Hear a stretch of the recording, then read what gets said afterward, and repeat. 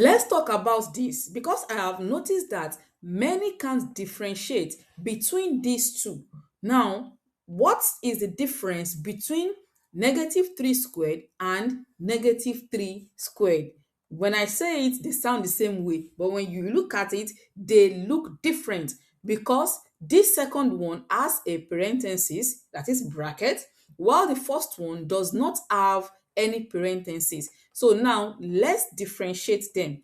Negative 3 squared is the same thing as saying negative 1 times 3 squared, while negative 3 in bracket squared means negative 3 times negative 3.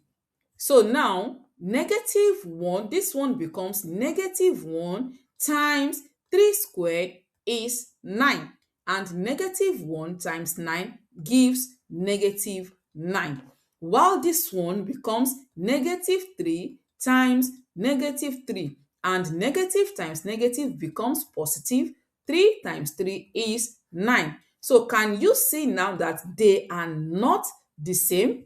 So they are not the same. So when next you come across them, make sure you pay attention and don't make a mistake. One will give you negative 9 as the answer, while the other will give you positive 9 as your answer. So let me know, did you know this before, or do you also mix it up? Do you mix negative 3 squared and bracket negative 3 squared up? Let me know in the comments, and I will see you in the next one.